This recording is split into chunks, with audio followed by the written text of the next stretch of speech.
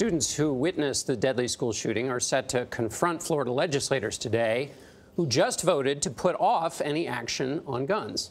Buses carrying dozens of students from Stoneman Douglas High arrived in Tallahassee last night. They will meet lawmakers from both parties this morning.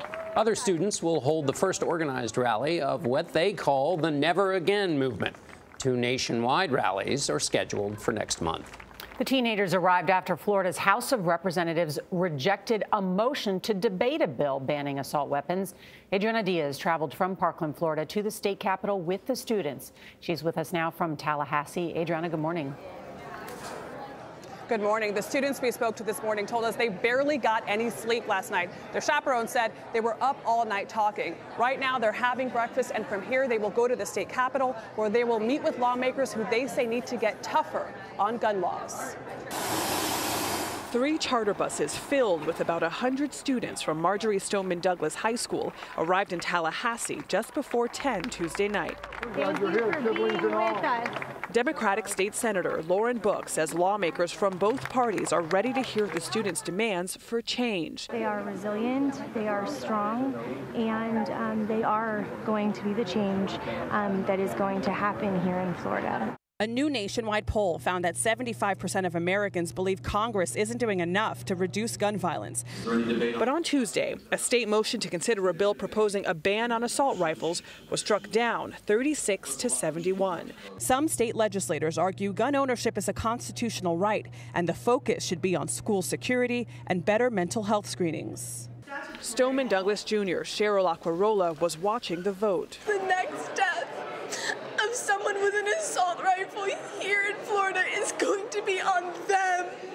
It's going to be on them, and it's going to be their fault. Siblings Julia and Daniel heard the news on the bus to Tallahassee. I'm not surprised because I was told that this was going to be hard. It was going to be a long road. But there's a strong force of all of us, and I know that we would not travel this far just to get nothing done. New photos from inside their closed school show empty classrooms and textbooks still open on desks. Lorena Sanabria was there during the shooting, a horror she wants lawmakers to understand. I want you to experience a school shooting. I want you to be there. I want you to hear the gunshots. I want you to listen. I want you to read the messages that one of your friends has been shot, and I want you to process that. The students hope to convince lawmakers to pass new legislation like stricter background checks and a ban on assault weapons. State Senator Book told us that this whole trip was passed and actually funded by state legislators on both sides of the aisle out of their own pockets. Gayle? All right. Thank you very much, Adriana. You know, it's so inspiring to hear young people lobby legislators, knowing that their voices can be heard, that they can make a difference, and also how to try and present the pain that they felt to people who were not there. And I think people are saying, Norah, that's the difference between this and Sandy Hook. These kids were there, they can speak up, and they want you to know.